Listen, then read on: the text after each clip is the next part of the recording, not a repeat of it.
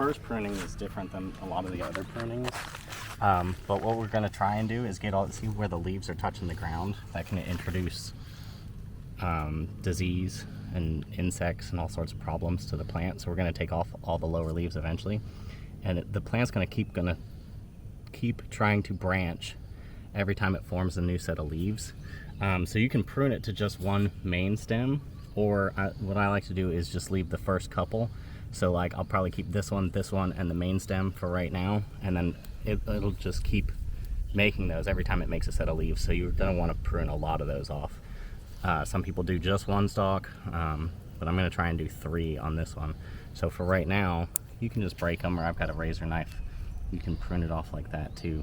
I'll probably do that near the ones that I'm trying to keep, just to be gentle with them.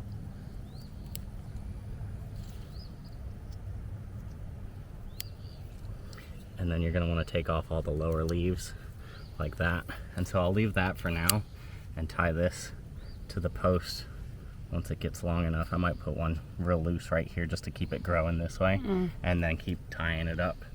And so eventually I'll have 3 main shoots tied to here, and every time it'll form, it's starting to flower already right here. I might even take those off so it concentrates on plant for right now, but it'll form like a little bunch of tomatoes just like you see at the store. And so they'll all be tied. If this main stalk is tied to this T-post, it's real sturdy, like a tomato cage. It's called a tomato cage, but I don't know why I would use a tomato cage. It's not strong enough.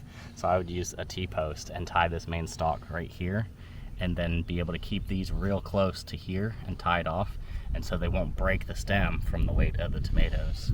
The tomatoes get real heavy. So this first one I'm going to get pretty loose just to get it close to make sure I don't break this. But it's so young that it's pretty flexible. But if I get it pretty close, I might even tie it in a bow instead of a stronger knot, just to be able to move it in a little bit, a couple days or something.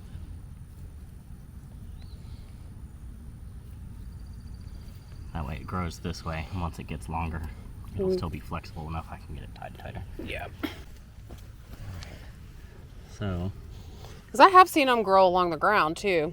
You know, where they flop over if you neglect them like I would. Yeah, but they get gross like that. So if we can take off everything down here at the bottom, so I'm probably going to keep maybe this one and that one. So everything below that. You're going to want to eventually start pruning out all these little shoots that form right here along the main stalk.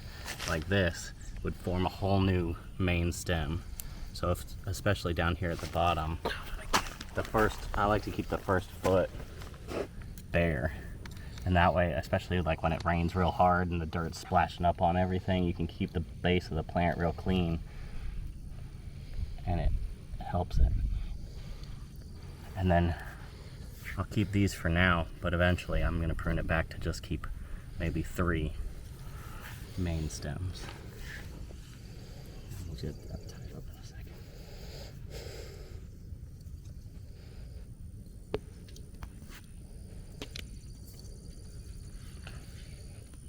I like to get in here in between 2 big leaves, not on one where I'm keeping a stem.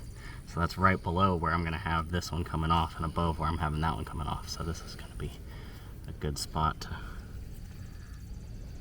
get it nice and tight to this post, make it sturdy. And then once these 3 get bigger, I'll tie all 3 here, all 3 there, all 3 there.